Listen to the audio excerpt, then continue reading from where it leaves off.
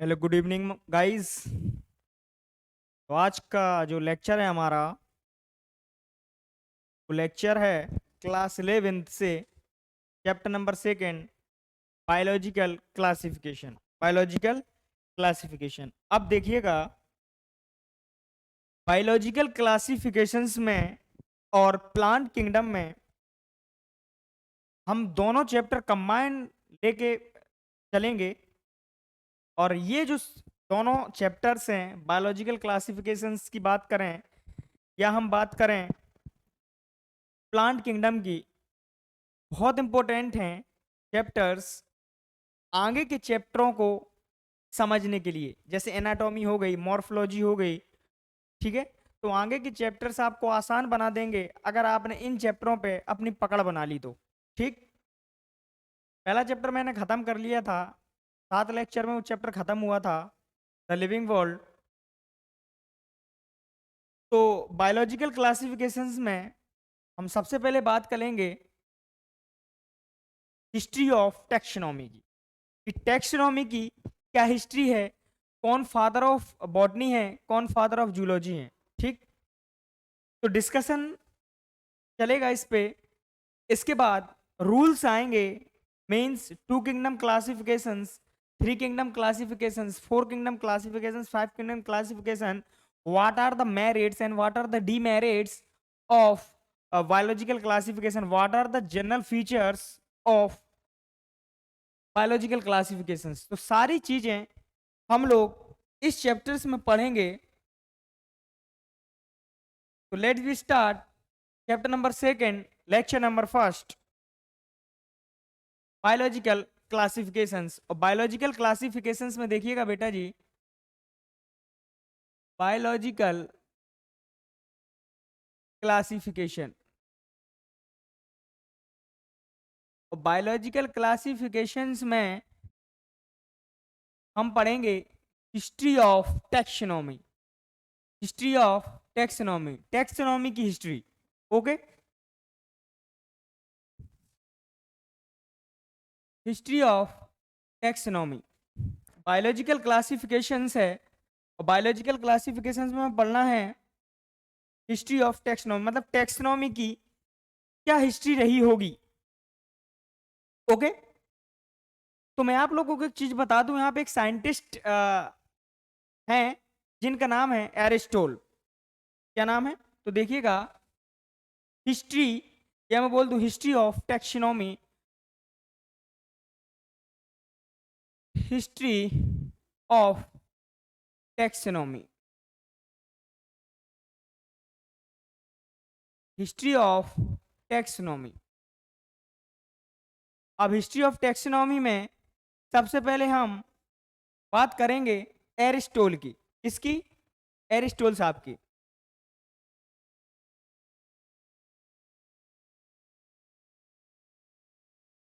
अब आपके दिमाग में आएगा बेटा जी, ये जो एरिस्टोल हैं, ये सर यही तो हैं वो साइंटिस्ट जिनको बोलते हैं फादर ऑफ जूलॉजी या फादर ऑफ बायोलॉजी।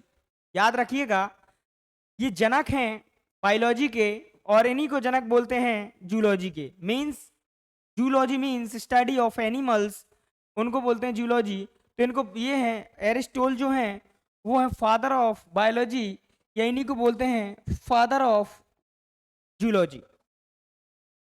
अब जो एरिस्टोल हैं, इन्होंने क्या किया, प्लांट को क्लासिफाइड किया, प्लांट को क्लासिफाइड किया। किसमें क्लासिफाइड करेंगे?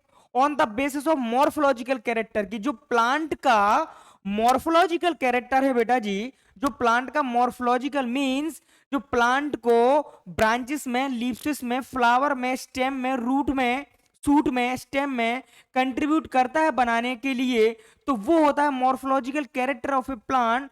तो इन्होंने, एरिस्टोल ने, प्लांट को इस बेस पे क्लासिफाइड किया। और किस बेस पे क्लासिफाइड किया? On the basis of morphology, on the basis of morphology, या बोल दें on the basis of morphological character. तो देखिएगा, मॉर्फोलॉजिकल कैरेक्टर, जैसे मैं बोल दूं morphological character trees, herbs, serfs. लेकिन यहां एक और बात आती है कि एरिस्टोल ने ही एनिमल्स को भी डिफरेंशिएट किया कि टू कैटेगरी में, एनिमल्स को भी डिफरेंशिएट किया टू कैटेगरी में। अब आप कहोगे सर एनिमल्स को किस तरीके से डिफरेंशिएट कर लिया, मींस एनिमल्स को हमने किस तरीके से डिवाइड कर लिया ग्रुप में, एनिमल्स को हमने किस तरीके से डिवाइड कर लिया ग्रुप में, तो हमने एनिमल्स को इस वे में डिवाइड किया कि जिन एनिमल्स के पास रेड ब्लड सेल है उनको एक अलग कैटेगरी में रख दिया, और जिन एनिमल्स के पास रेड ब्लड सेल नहीं है उनको एक अलग कैटेगरी में, एक अलग ग्रुप में रख दिया। तो ये था पूरा क्राइटेरिया, ये था पूरा हिस्ट्री ऑफ एरिस्टोटल। सभी लोगों को समझ में आ गया होगा। तो देखिएगा एरिस्टोटल में इनको बोला जाता है फादर ऑफ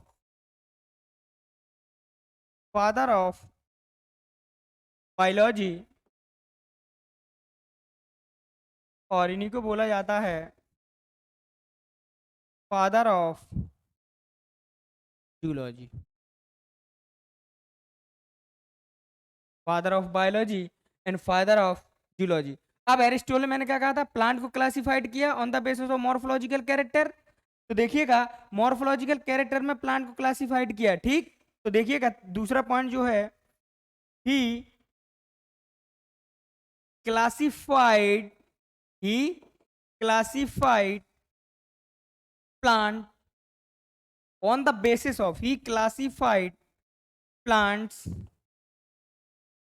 on the, या मैं बोल दूं he classified plant kingdom on the basis of, इन्होंने क्या किया प्लांट्स को, या ऐसा बोल दो कि he classified plants on the basis of morphological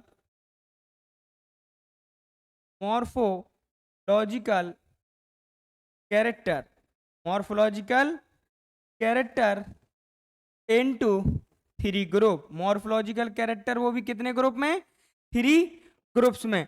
अब देखिएगा मॉर्फोलॉजिकल कैरेक्टर हो गया और कितने ग्रुप में, तो देखिएगा पहला ग्रुप है ट्रीज, दूसरा है हर्ब्स और तीसरा है shrubs.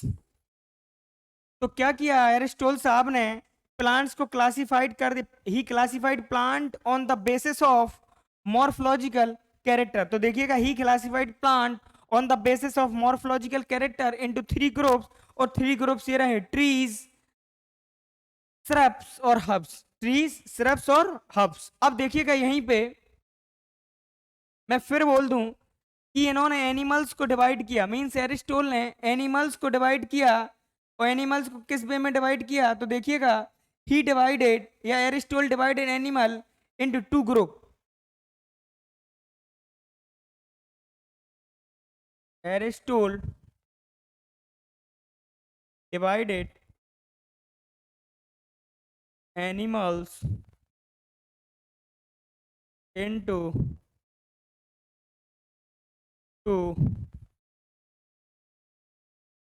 group, Aristotle divided animals into two groups. तो देखिएगा कौन कौन से ग्रुप बेटा जी, group number first, group number second. तो देखिएगा ग्रुप नंबर फर्स्ट क्या है, animals having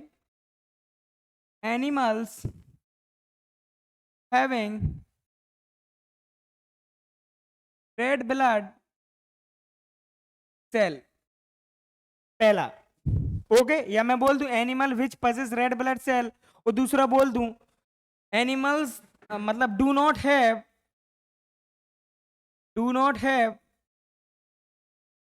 red blood cells, do not have read blood cells. तो देखिएगा पहला है, मींस पहला है आपका animals having red blood cells, और दूसरा है animals do not have read blood cells. तो ये कहानी थी हमारी एरिस्टोटल की। अभी हम क्या कर रहे हैं, बायोलॉजिकल क्लासिफिकेशंस का बेटा जी बेस तैयार कर रहे हैं आप लोगों के लिए, और जैसे धीरे धीरे बेस करते करते हम ब्रॉड कैटेगरी की तरफ मूव कर जाएंगे, okay. But make sure that you have a pen and a copy so that you can easily write in your note each and every segment, each and every concept which is taught by me today, okay। तो देखिएगा ये थी कहानी या ये थी history Aristotle की। अब आपके दिमाग में आएगा सर एक साइंटिस्ट और हैं, अगर आपने बोला है कि ये फादर हैं जूलॉजी के, ये फादर हैं बायोलॉजी के, तो एक साइंटिस्ट और हमारे दिमाग में आते हैं जिनका नाम है थियोफ्रस्टस। तो देखिएगा उनकी भी हम बेटा जी कहानी देख लें थियोफ्रस्टस की। तो थियोफ्रस्टस की कहानी भी देख लीजिएगा, सेगमेंट नंबर बी या हिस्ट्री नंबर बी, थियोफ्रस्टस।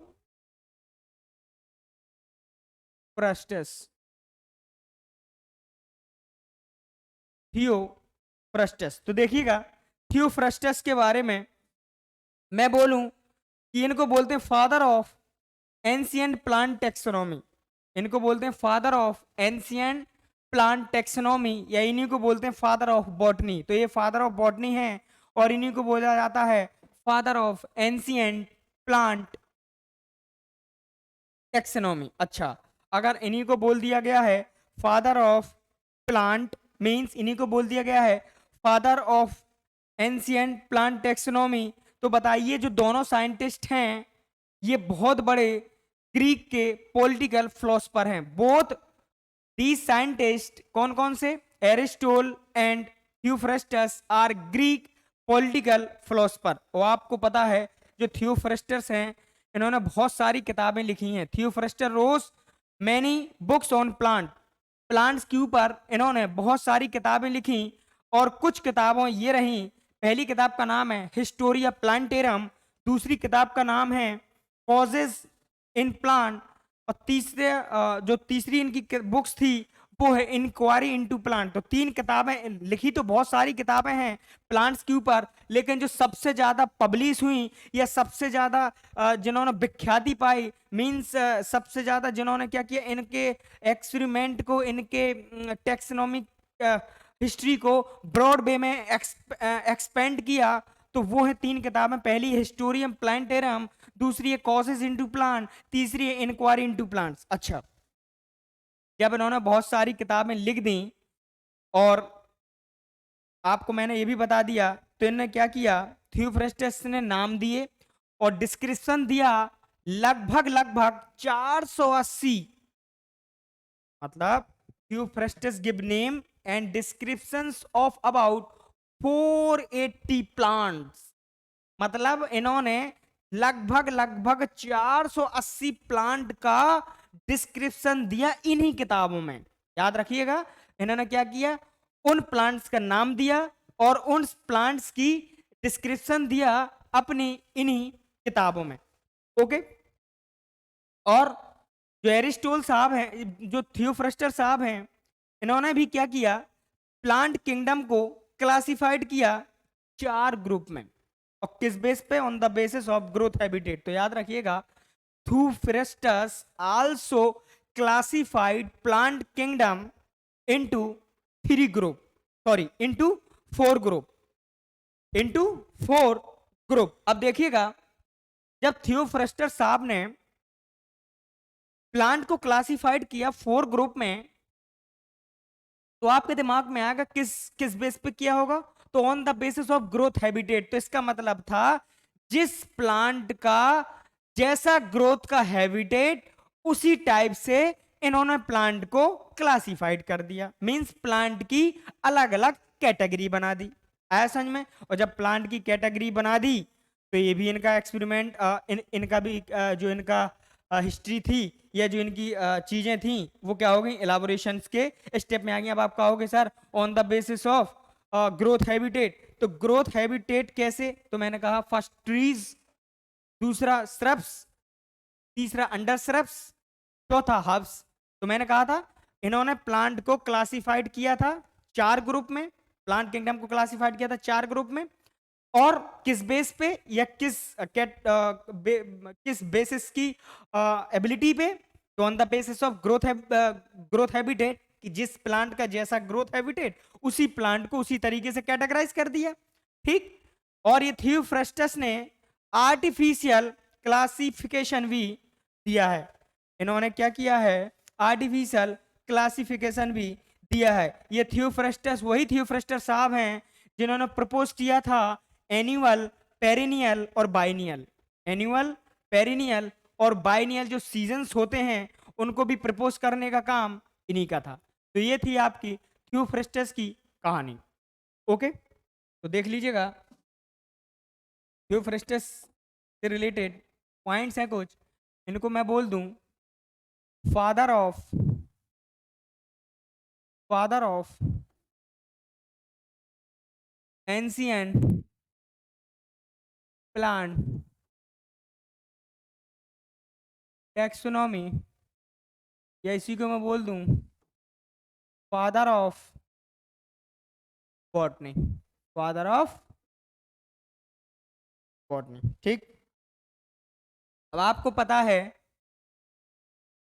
दोनों साइंटिस्ट बोथ कौन कौन से, तो देख लीजिएगा।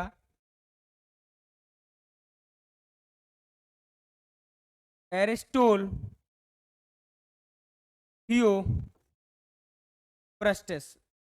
एरिस्टोल एंड थियोफ्रस्टस जो हैं वो हैं ग्रीक, वो हैं ग्रीक पॉलिटिकल फिलोसोफर, फिलोसोफर। ठीक, ये है ग्रीक पॉलिटिकल फिलोसोफर। ओके, अब देखिएगा इन्होंने भी क्या किया, प्लांट को क्लासिफाइड किया, या बोल दूं कि थियोफ्रस्टस ने बहुत सारी किताबें लिखी ऑन प्लांट। तो देखिएगा he wrote he wrote many books on plants, he wrote many books on plant, few of them are, कुछ रही ए, तो देख लीजिएगा कौन कौन सी है बेटा जी। तो पहली है हिस्टोरिया प्लांटेरम, दूसरी है कॉसेस ऑफ प्लांट, तीसरी है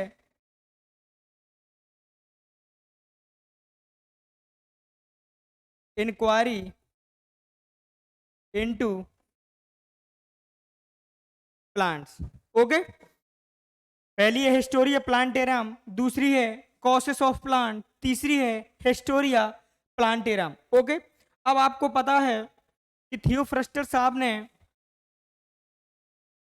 नेम भी दिए और डिस्क्रिप्शन भी दिए। तो देखिएगा यहीं लिख दूं, थियोफ्रस्टस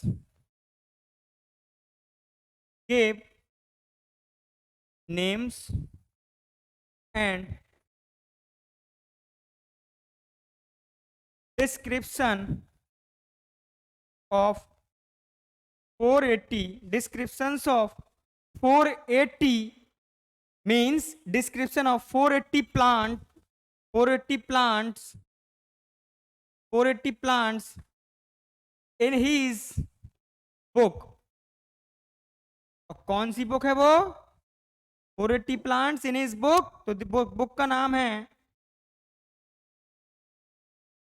हिस्टोरिया प्लांटेरम, हिस्टोरिया प्लांटेरम। तो देखिएगा इन्होंने बहुत सारे प्लांट्स के नेम दिए और प्लांट्स के नेम के साथ लगभग लगभग 480 प्लांट्स का डिस्क्रिप्शन दिया अपनी किताब में, और उस किताब का नाम है हिस्टोरिया प्लांटेरम, हिस्टोरिया प्लांटेरम। अब आपको पता है कि इन्होंने क्लासिफाइड किया प्लांट किंगडम को। तो देखिएगा यहीं लिख दूं, ही classified he classified plant kingdom into 4 groups on the basis of on the basis of on the basis of देखिएगा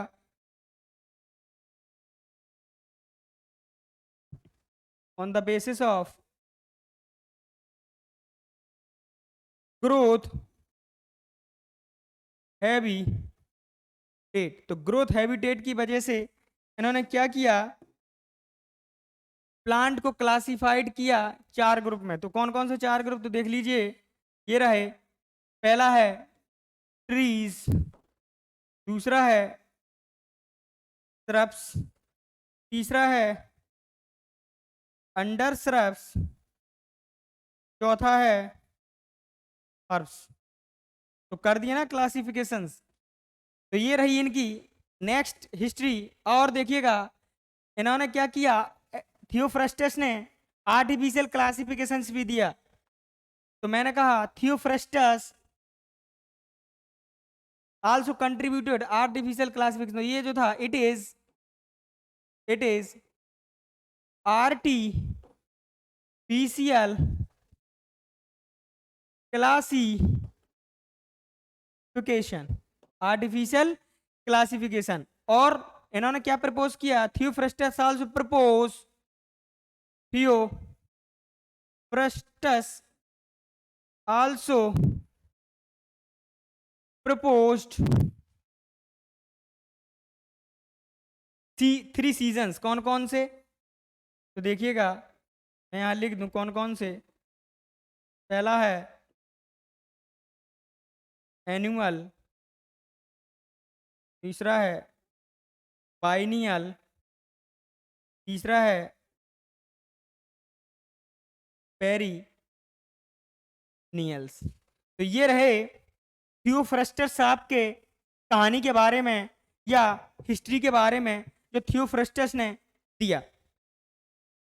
अब मैं बात करूंगा एक ऐसे साइंटिस्ट की जो काफी इंपॉर्टेंट हैं और काफी फेमस हैं बायोलॉजिकल क्लासिफिकेशंस में। उस साइंटिस्ट का नाम है Carolus Linnaeus. Okay, Carolus Linnaeus. जो हमारा नेक्स्ट सेगमेंट होगा वो होगा कैरोलस लीनियस के बारे में। तो देख लीजिएगा काफी इंपॉर्टेंट है कैरोलस लीनियस साहब। तो देखिएगा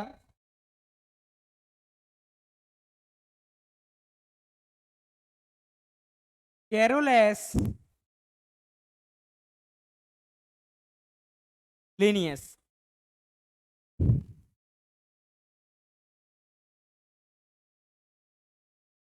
कैरोलस लीनियस। ओके, तो देखिएगा बेटा जी, कैरोलस लीनियस ये क्या है। तो आपको पता है कैरोलस लीनियस का जो रियल नेम है वो है कार्ल वैन लिने।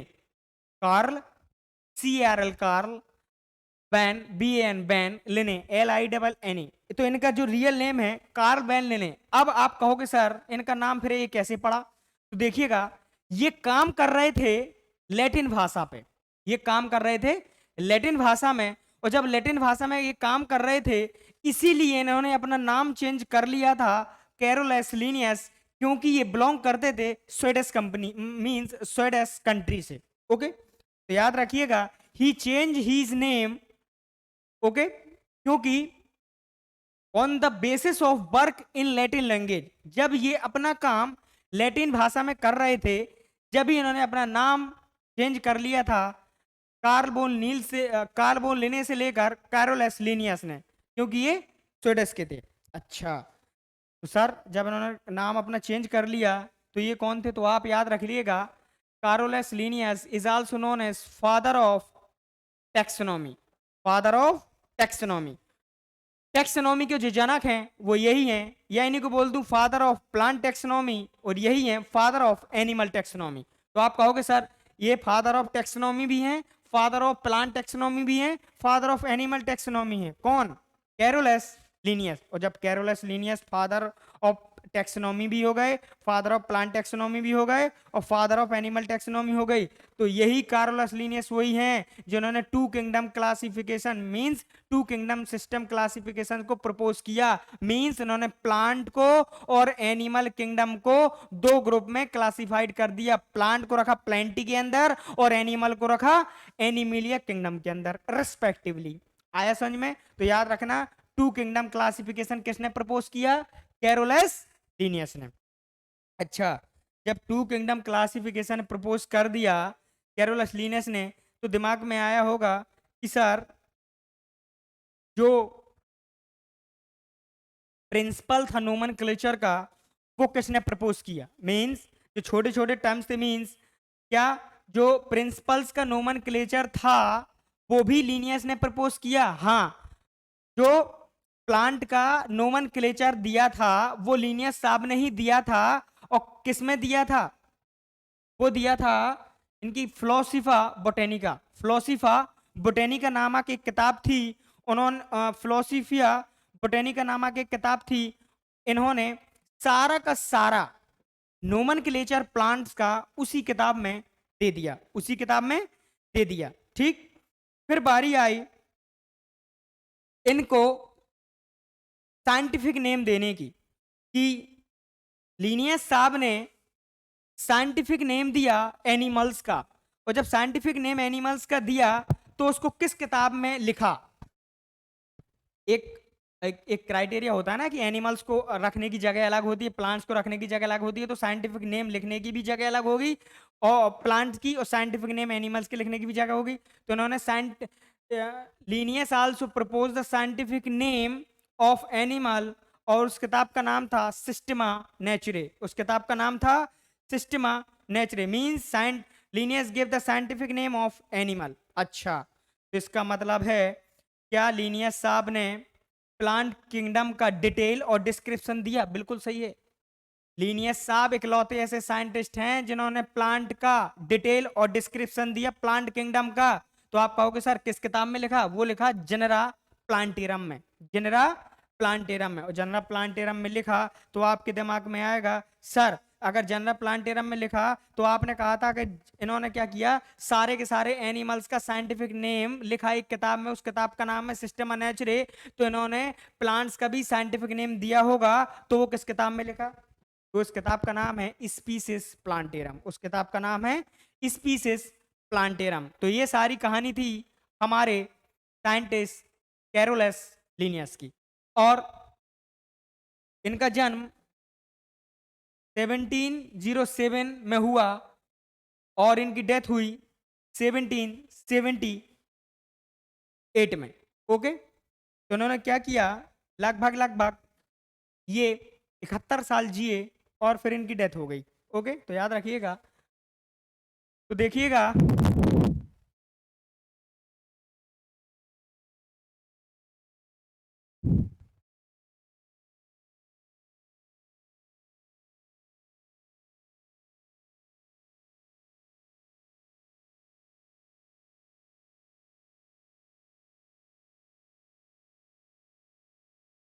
ओके, देखिएगा points. He is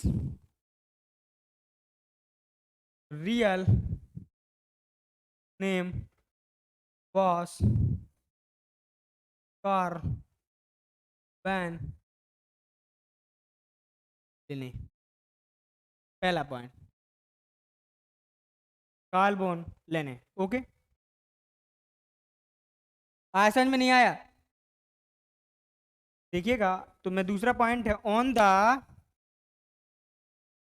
basis of work in Latin language, on the basis of work in Latin language. तो देखिएगा इनका काम किस पे था? Latin language. He change his name to, he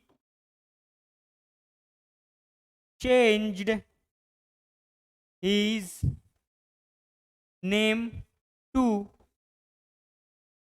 Carolus Carolus Linnaeus, Carolus Linnaeus। Okay, दूसरा point, तीसरा point है he was the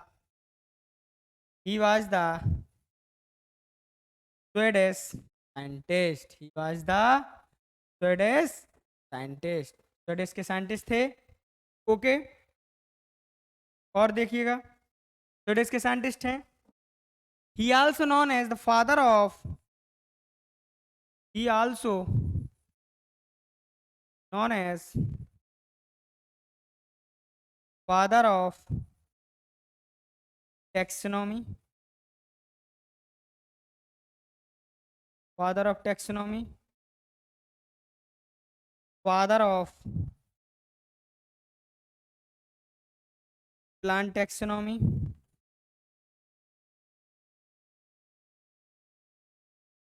and father of animal taxonomy। याद रखिएगा बेटा जी, father of taxonomy, father of plant taxonomy, father of animal taxonomy. Okay, अब जो आपका गोल्डन पॉइंट्स है वो याद रखिएगा। He gave the two kingdom system classification। he gave the two kingdom system he gave the two kingdom system classification। Okay, two kingdom classification. अब कैसे two kingdom classification, तो देखिएगा, he grouped plants he grows plants and animals into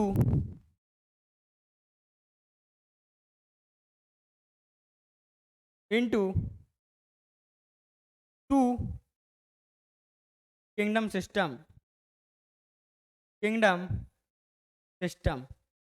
अब कैसे two kingdom system, तो देखिएगा,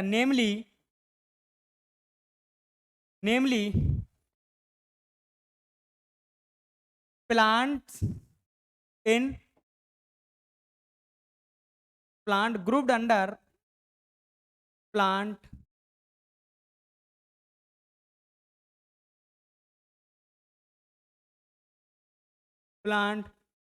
grouped under planetary animals grouped under animalia kingdom।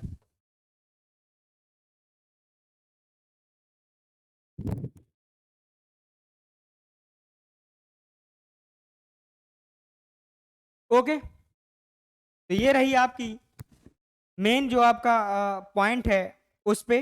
अब मैं बात करूंगा लीनियस, तो मैं किताब का नाम लिख दूं डायरेक्ट, तो मैंने कहा in Philosophia Botanica. Philosophy Botanica Linnaeus gave the principle of nomenclature।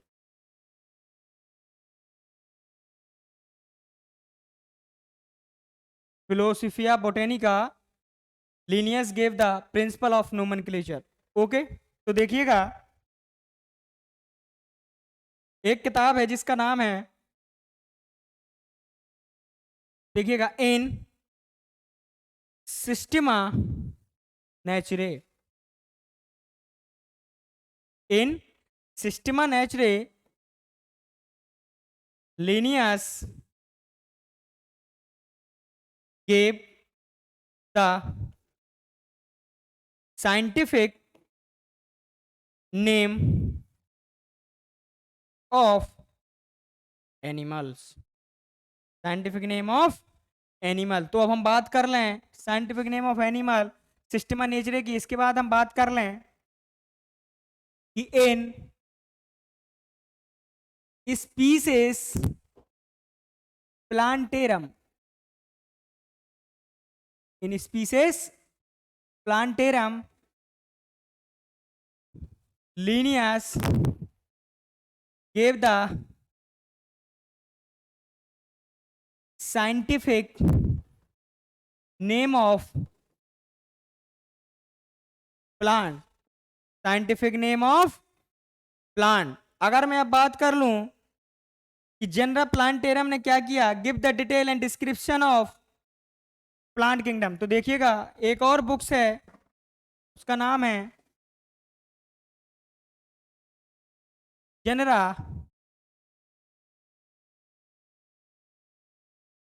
Plantarum. ये सारी बुक्स के नाम हैं बेटा, याद रखिएगा, जनरा प्लांटेरम। तो जनरा प्लांटेरम ने क्या किया, Linnaeus gave the detailed description of plant kingdom, detail description of plant kingdom. तो ये रही पूरी कहानी, देखिएगा शुरू से, ये रही पूरी कहानी कैरोलस लिनियस की। तो एक एक पॉइंट आप लोग याद रखिएगा, एक एक पॉइंट आप लोग पॉइंट आउट करके नोट डाउन कर लीजिएगा। और ये रहा आपका सेगमेंट नंबर थर्ड। और ये सारी की सारी किताबें याद रखिएगा, कहीं ना कहीं आपको किसी न किसी आपको पीएमटीज में जरूर इस पर क्वेश्चंस फ्रेम हुए हैं और आगे भी होते रहेंगे। ठीक, अब हम बात करेंगे अपने नेक्स्ट सेगमेंट की, और नेक्स्ट सेगमेंट है दो साइंटिस्ट के ऊपर, और उन दो साइंटिस्ट का नाम है George Bentham and Joseph Dalton Hooker, जिसको कंबाइनली बोलते हैं बेंथम एंड हुकर, जिन्होंने नेचुरल क्लासिफिकेशंस दिया और बहुत बड़ा क्लासिफिकेशंस दिया। तो ये वो साइंटिस्ट हैं जिन्होंने रॉयल बोटेनिकल गार्डन में काम किया, जो क्वी में है, सबसे लार्जेस्ट है, सबसे बड़ा है। तो रॉयल बोटेनिकल गार्डन जो क्वी में है, उन्होंने इस पे काम किया। और जब कोई भी साइंटिस्ट बोटेनिकल गार्डन में काम करता है तो उस साइंटिस्ट को नेम दे दिया जाता है क्यूरेटर का। किसका? क्यूरेटर का। तो आपको ये भी पता है कि जब क्यूरेटर का दे दिया जाता है तो इन्होंने भी एक किताब लिखी। अब कौन सी किताब? ये रही किताब, जनरा प्लांटेरम। तो बेंथम एंड हुकर को क्रेडिट जाता है इस किताब का, क्योंकि लिनियस साहब ने इस किताब में ये दिया, लिनियस साहब ने इस किताब में ये लिखा, लेकिन जो किताब लिखी है वो लिखी है बेंथम एंड हुकर ने। ओके, तो आपके दिमाग में आएगा कि सर बेंथम एंड हुकर ने ये किताब कब लिखी? तो ये किताब का जो ड्यूरेशन था, टाइम पीरियड 1862 से लेकर 1883 तक। तो ही रोट द बुक, मतलब कौन सी बुक? Genre plantarum. ओके, फिर बेंथम एंड हुकर ने सबसे बड़ा और नेचुरल क्लासिफिकेशन सिस्टम दिया किस पे? ऑफ स्पर्मेटोफाइटा पे। स्पर्मेटोफाइटा का मतलब वो प्लांट जो सीड को लेके चले, वो प्लांट जो सीड को लेके चले। वो आपको पता है कि अगर मैं अब स्पर्मोफाइटा के डिवीजन की बात कर लूं तो 203 फैमिलियां हैं, और 203 फैमिलियां में अगर मैं क्लासेस की बात कर लूं तो मोनोकोटिलिडोन भी है जो 165 फैमिलीज को लेकर चलती है। जिम्नोस्पर्म भी है, मींस जिम्नोस पर्म की फैमिली है जो लगभग 3 फैमिलीज को लेकर चलती है। जो मोनोकोटिलिडोन की फैमिली है वो लगभग 35 फैमिलीज को लेकर चलती है। और आपको जो मैंने बताया था जो है डाइकोटिलिडोनी, ये भी 3 सब फैमिलीज को लेकर चलती है, मींस सब क्लासेस को लेकर चलती है। एक है पॉलीपेटेलस, एक है गैमोपेटेलस, और एक है क्लेमाइडो मोनाडी, मींस इसको बोलते हैं मोनो क्लेमाइडी। जैसे मैंने कहा पॉलीपेटेलस तो मतलब पीटल्स फ्री, गैमोपेटेलस तो मतलब जो पीटल्स होंगे वो यूनाइटेड होंगे, आपस में जुड़े होंगे। और जो मैंने बोला मोनोक्लेमाइडी, तो मोनोक्लेमाइडी में क्या है, हम ना इसमें पीटल्स जुड़े होंगे ना इसमें पीटल्स होंगे, पीटल्स एब्सेंट। अब आपके दिमाग में आएगा सर जब इन्होंने बहुत बड़ा सिस्टम दिया और नेचुरल क्लासिफिकेशन पे सिस्टम दिया बेंथम एंड हुकर ने, तो आप ये तो बता दीजिए क्या इनके डीमेरिट्स और मेरिट्स हैं? बिल्कुल हैं, इनके मेरिट्स भी हैं बेटा जी और इनके डीमेरिट्स भी हैं। इनके मेरिट्स भी हैं और इनके डीमेरिट्स भी हैं। तो देखिएगा जो जॉर्ज बेंथम साहब हैं, इनका जन्म हुआ 1800 में और इनकी जो डेथ हो गई 4 में इनकी डेथ हो गई। ओके, और जो आपके जोसेफ डाल्टन हुकर हैं, इनका बर्थ हुआ 1817 में और डेथ हो गई 1911 में। तो याद रखिएगा ऐसे पॉइंट। तो क्या डीमेरिट्स हैं, क्या इनके मेरिट्स हैं, और क्या बेंथाम हुकर की हिस्ट्री है, वो हम अपने नेक्स्ट लेक्चर में देखेंगे। तो आज का लेक्चर यहीं तक है। यहाँ तक किसी को डाउट हो आप लोग क्वेश्चंस पुट अप कर सकते हैं बेटा जी। तो यहाँ तक के लिए थैंक यू, जय हिंद।